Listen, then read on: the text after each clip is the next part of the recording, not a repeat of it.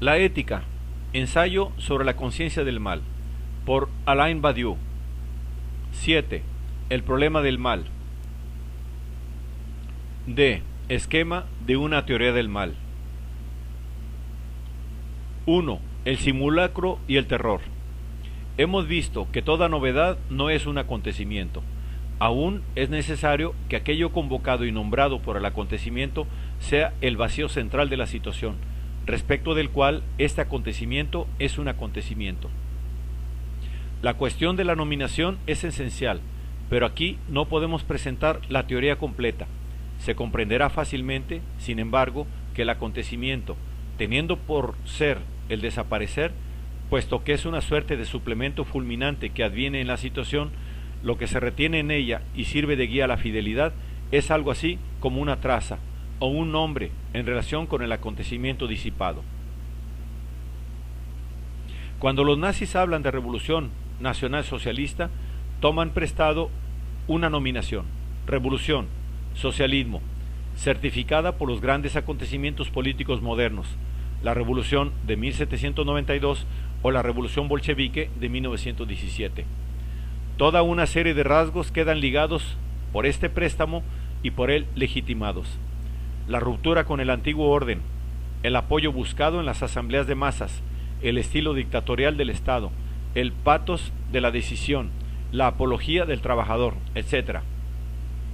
Sin embargo, el acontecimiento así nombrado, salvo las consideraciones formalmente semejantes a aquellas de las cuales toma prestado el nombre y los rasgos, sin las cuales no habría objetivo propio ni lenguaje político constituido, se caracteriza por un léxico de la plenitud o de la sustancia. La Revolución Nacional Socialista hace advenir, dicen los nazis, una comunidad particular, el pueblo alemán, a su verdadero destino, que es un destino de dominación universal.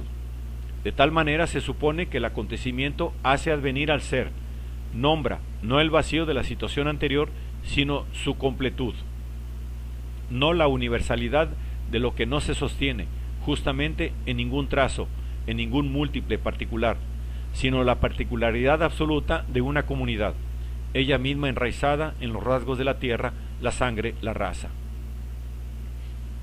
Lo que hace que un acontecimiento verdadero pueda constituirse en origen de una verdad, única cosa que es para todos y que es eterna, reside en que justamente está ligado a la particularidad de una situación solo por el sesgo de su vacío.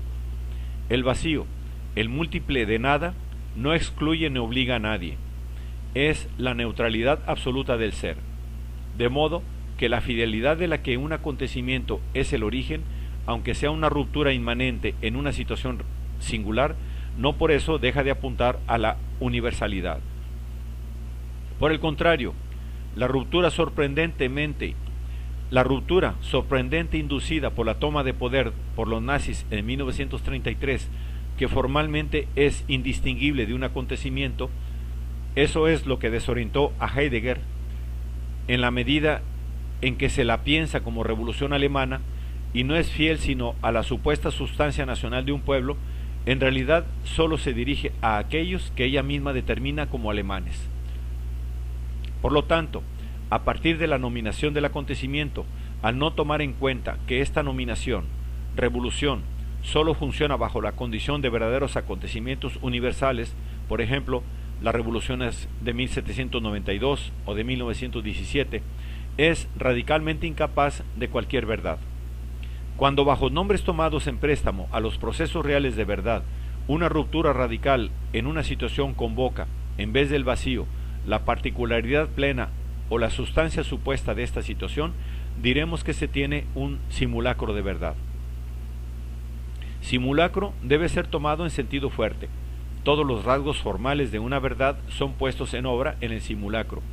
No solamente una nominación universal del acontecimiento, induciendo la fuerza de una ruptura radical, sino también la obligación de una fidelidad y la promoción de un simulacro de sujeto, erigido sin que ningún inmortal, sin embargo, advenga por encima de la animalidad humana de los otros, de aquellos que son arbitrariamente declarados como no perteneciendo a la sustancia comunitaria, de la cual el simulacro de acontecimiento asegura la promoción y la dominación. La fidelidad a un simulacro, a diferencia de la fidelidad a un acontecimiento, regla su ruptura no sobre la universalidad del vacío, sino sobre la particularidad cerrada de un conjunto abstracto, los alemanes o los arios. Inevitablemente, su ejercicio es el de construir sin fin este conjunto, y para eso no hay otro medio que hacer el vacío a su alrededor.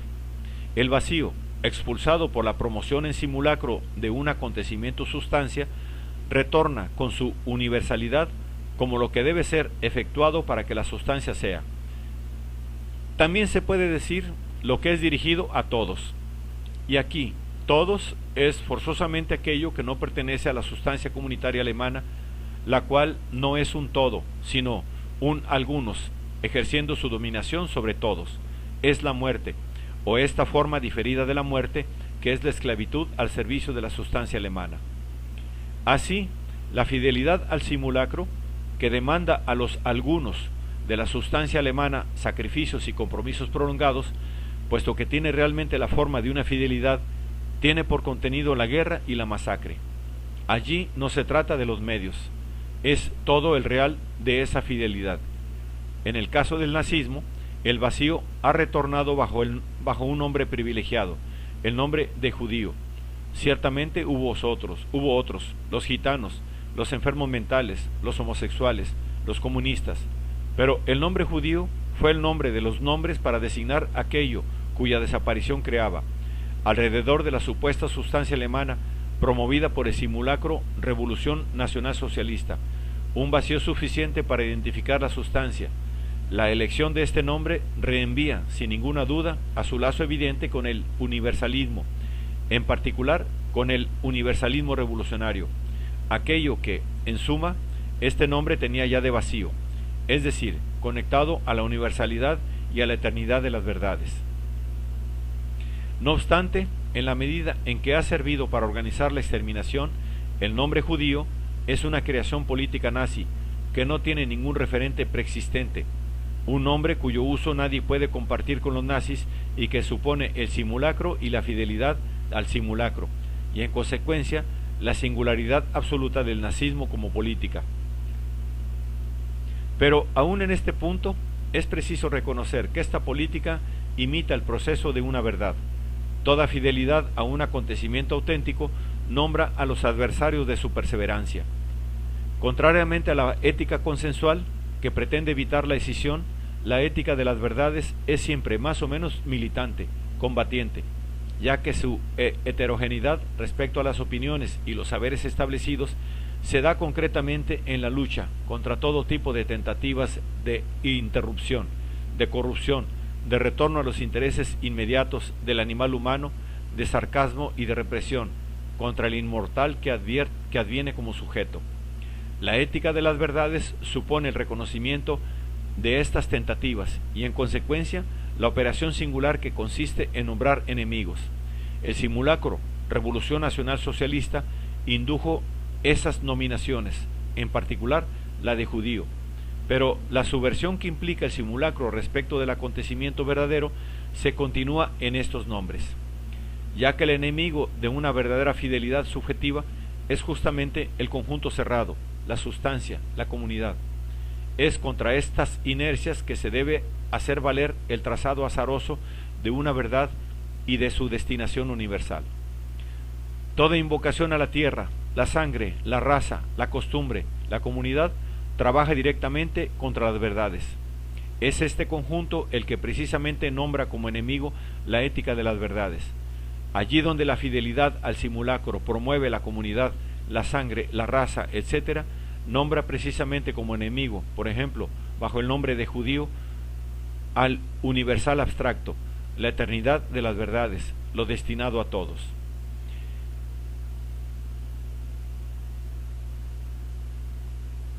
Es preciso añadir a esto que el tratamiento de lo que se supone bajo los nombres es diametralmente opuesto, ya que, por más enemigo que sea de una verdad, un alguien está siempre representado en la ética de las verdades, como capaz de devenir el inmortal que es. Podemos entonces combatir los juicios y opiniones que intercambia con otros para corromper toda fidelidad, pero no su persona. que es para el caso indiferente y a la cual, en última instancia, toda verdad también se dirige. En tanto que el vacío, por el cual trabaja el fiel a un simulacro para acercar una supuesta sustancia, debe ser un vacío real, obtenido labrando en la carne misma, puesto que no constituye la llegada subjetiva de ningún inmortal. La fidelidad al simulacro, esta terrible imitación de las verdades, tampoco supone ninguna otra cosa, en lo que designa como enemigo, que su estricta y particular existencia de animal humano, eso mismo que debe soportar el retorno del vacío. Por esta razón, el ejercicio de la fidelidad al simulacro es necesariamente ejercicio del terror. Entendemos aquí por terror no el concepto político de terror, ligado en cupla, universalizable al de virtud por los inmortales del Comité de Salvación Pública, sino la reducción pura y simple de todos a su ser para la muerte. El terror, así concebido, postula en realidad que para que la sustancia sea, nadie debe ser. Hemos seguido el ejemplo del nazismo porque compone en una parte esencial la configuración ética, el mal radical, a la que oponemos la ética de las verdades. Ahí se trata del simulacro de un acontecimiento dando lugar a una fidelidad política. Su condición de posibilidad reside en las revoluciones políticas con real capacidad de acontecimiento y por tanto universalmente dirigidas. Pero también existen simulacros ligados a todos los otros tipos posibles de procesos de verdad. Es un ejercicio útil para el lector identificarlos.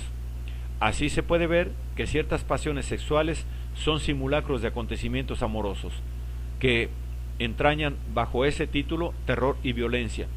No cabe ninguna duda. Brutales predicaciones oscurantistas se presentan como simulacros de ciencias, y sus estragos son perceptibles, y así sucesivamente. Pero en todos los casos, estas violencias y esos estragos son ininteligibles, y no se los piensa a partir de procesos de verdad cuyos simulacros organizan. Finalmente, nuestra primera definición del mal será la siguiente. El mal es el proceso de un simulacro de verdad. Es, en su esencia, terror dirigido a todos bajo un nombre inventado por él. 2. Traición. Hemos avanzado ampliamente este punto en el capítulo precedente. Dijimos que es propiamente indecible que el interés desinteresado que anima el devenir sujeto de un animal humano determine el interés a secas, puesto que este animal humano no consigue nunca unificar a los dos en una ficción plausible de la unidad de sí mismo. Se trata aquí de los que se pueden llamar los momentos de crisis. No hay en sí crisis de un proceso de verdad, iniciado por un acontecimiento, se despliega rectamente al infinito. De lo que puede haber crisis es de uno o varios alguien que entran en la composición del sujeto inducido por este proceso.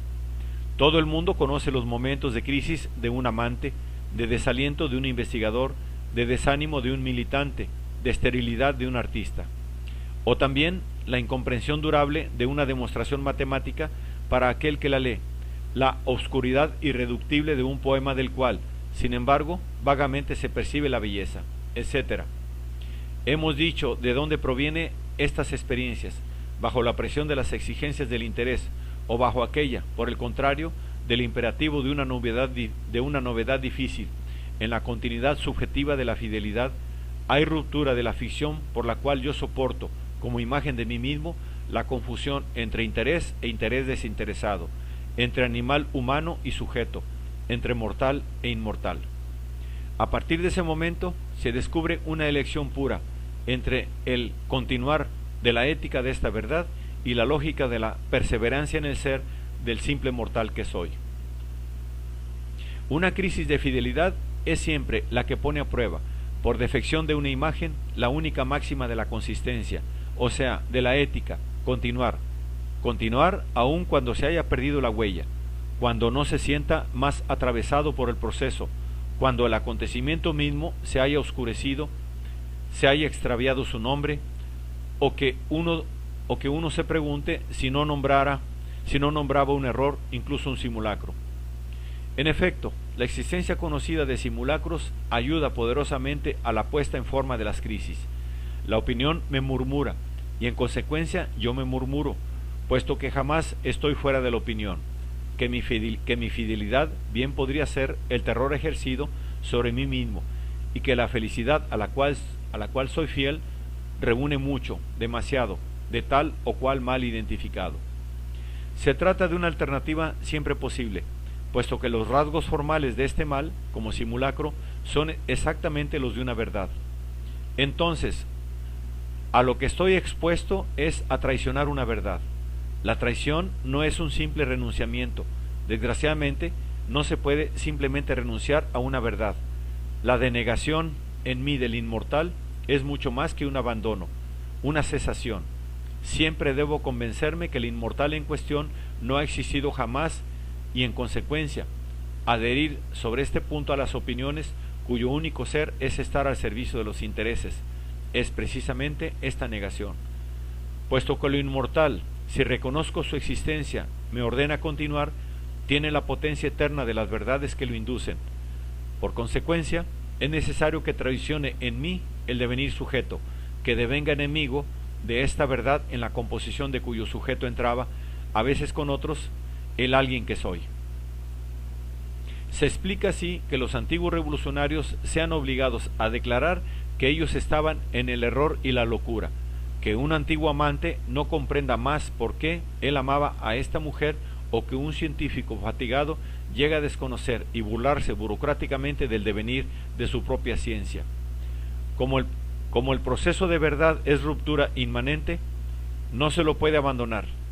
Lo que quiere decir, según la fuerte expresión de Lacan, retornar al servicio de los bienes, sino rompiendo con esta ruptura que había operado una captura. Y la ruptura con una ruptura tiene por motivo la continuidad de la situación y de las opiniones. Aquí no ocurrió nada bajo el nombre de política o de amor, como no sea una ilusión en el mejor de los casos, y en el peor un simulacro. De ahí que la derrota de la ética de una verdad en el punto indecible de una crisis se presenta como traición. Este mal del que no se vuelve es el segundo nombre, después del de simulacro, de un mal cuya posibilidad una verdad expone.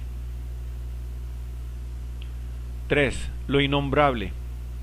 Dijimos una verdad, su efecto de retorno, transforma los códigos de comunicación, cambia el régimen de las opiniones, no hace advenir las opiniones como verdaderas o falsas. Una opinión es incapaz de ello, sino que cambia su régimen.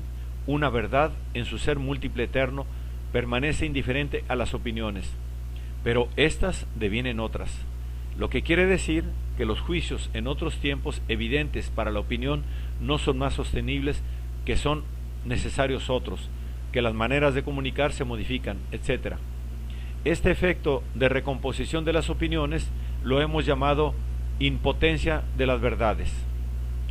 La cuestión que ahora planteamos es la siguiente: ¿es la potencia de una verdad, en la situación en donde continúa su trazado fiel, una potencia virtualmente total?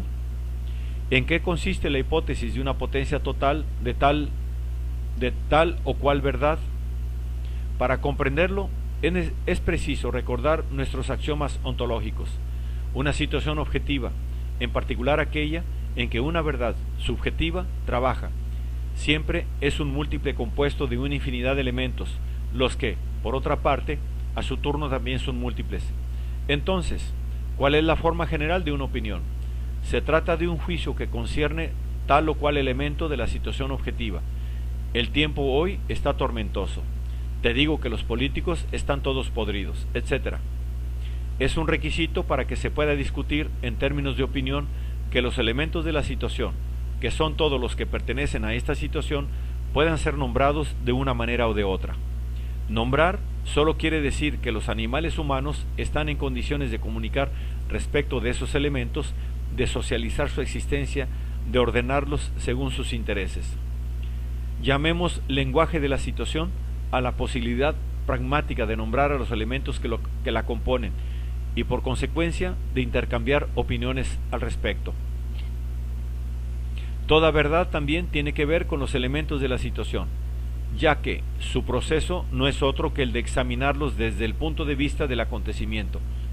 En este sentido, hay una identificación de estos elementos por el proceso de verdad, y es seguro que, al tratarse de alguien que interviene en la composición del sujeto de una verdad, contribuirá a esta identificación empleando allí el lenguaje de la situación que, en tanto alguien, practica como todo el mundo. Desde este punto de vista, el proceso de verdad atraviesa el lenguaje de la situación, así como atraviesa todos los saberes que la conciernen. Pero el examen de un elemento según una verdad es totalmente distinto de su juicio pragmático en términos de opinión. No se trata de adecuar el elemento a los intereses, por otra parte divergentes, puesto que las opiniones son incoherentes entre ellas, de los animales humanos. Se trata únicamente de pronunciarse sobre él, en verdad, a partir de la ruptura inmanente post-acontecimiento. Este pronunciamiento es desinteresado, apunta a dotar al elemento de una suerte de eternidad en la que concuerda con el devenir inmortal, de los alguien que participan en el sujeto de una verdad, sujeto que es el punto real de la pronunciación. De allí una consecuencia capital. En definitiva, una verdad cambia los nombres. Entendamos aquí que su nominación propia de los elementos es otra cosa que la nominación pragmática, tanto en su punto de partida, el acontecimiento, la fidelidad, como en su destinación, una verdad eterna, aun cuando el proceso de verdad atraviese el lenguaje de la situación. Así, es necesario admitir que además del lenguaje de la situación objetiva, que permite la comunicación de las opiniones, existe un lenguaje sujeto, lenguaje de la situación subjetiva, que permite la inscripción de una verdad. En realidad, este punto es evidente. La lengua matematizada de la ciencia de ninguna manera es la lengua de las opiniones, incluidas las opiniones sobre la ciencia. La lengua de una declaración de amor puede ser de una fuerte apariencia trivial. Yo te amo, por ejemplo, pero no es menos cierto que su potencia en la situación está enteramente sustraída al uso común de las mismas palabras. La lengua del poema no es la del periodismo, y la lengua de la política es a tal punto singular que el juicio de la opinión sobre ella es que es un hablar para no decir nada. Pero lo que nos interesa es que la potencia de una verdad con respecto a las opiniones es forzar a las nominaciones pragmáticas, la lengua de la situación objetiva, a doblegarse y deformarse al contacto con la lengua sujeto. Es esto y ninguna otra cosa lo que cambia los códigos establecidos de la comunicación bajo los efectos de una verdad. Podemos ahora definir lo que sería una potencia total de una verdad. Sería una potencia total de la lengua sujeto, o sea, la capacidad de nombrar y evaluar todos los elementos de la situación objetiva a partir del proceso de una verdad. Endurecida y dogmatizada o enceguecida, la lengua sujeto pretendería poder nombrar, a partir de sus propios axiomas, la totalidad de lo real, y así transformar el mundo. Los poderes de la lengua de la situación no tienen ellos mismos restricción. Todo elemento es susceptible de ser nombrado a partir de un interés cualquiera, y de ser juzgado en las comunicaciones entre animales humanos. Pero, como de todas maneras el mencionado lenguaje es incoherente y librado al intercambio pragmático, esta vocación de totalidad poco importa. Por el contrario, tratándose de la lengua sujeto, lengua del militante, del investigador, del artista, del enamorado, que es el resultado del proceso de una verdad, la hipótesis de la potencia total tiene consecuencias de una naturaleza totalmente distinta. En primer lugar, se deberá suponer que la totalidad de la situación objetiva se deja disponer en la coherencia particular de una verdad subjetiva. En segundo lugar, se supondrá que es posible aniquilar a la opinión. En efecto, si la lengua sujeto tiene la misma extensión que el lenguaje de la situación, si de todas las cosas se puede pronunciar lo verdadero, entonces ya no producirá más una simple deformación en los usos pragmáticos y comunicativos que manifiestan la potencia de una verdad, sino que se constituirá en la autoridad absoluta de la nominación verídica. En consecuencia, Una verdad forzaría un puro y simple reemplazo del lenguaje de la situación por la lengua sujeto. Lo que puede decirse, el inmortal se realizará como negación integral del animal humano que lo soporta. Cuando Nietzsche se propone cortar en dos la historia del mundo, dinamitando al nihilismo cristiano y generalizando al gran sí dionisíaco a la vida, o cuando los guardias rojos de la Revolución Cultural China anuncian en 1967 la supresión completa del egoísmo, Nietzsche y los guardias rojos claramente se atan a la visión de una situación en donde el interés ha desaparecido y donde las opiniones son reemplazadas por la verdad. De la misma manera, el gran positivismo del siglo XIX imaginaba que los enunciados de la ciencia irían a reemplazar a las opiniones y a las creencias sobre todas las cosas. Los románticos alemanes adoraban un universo de cabo a rabo atravesado por una poética absolutizada. Pero Nietzsche se volvió loco. Los guardias rojos, después de haber cometido inmensas destrucciones, fueron fusilados, encarcelados o traicionaron su propia fidelidad. Nuestro siglo es el cementerio de las ideas positivistas, de progreso, y los románticos, que ya se suicidaban voluntariamente, han visto en los avatares de las políticas estetizadas a su absoluto literario engendrar sus monstruos. Es que en realidad toda verdad supone, en la composición de los sujetos que ella induce, la conservación del alguien, la actividad siempre dual del animal humano capturado por una verdad. Aún la consistencia ética, lo hemos visto, no es sino compromiso desinteresado, en la fidelidad de una perseverancia cuyo origen es el interés. De manera que todo aquello que apunte a una potencia total de las verdades arruina lo que soporta a estas verdades. El inmortal no existe sino en y por el animal humano. Las verdades abren su brecha singular únicamente en el tejido de las opiniones.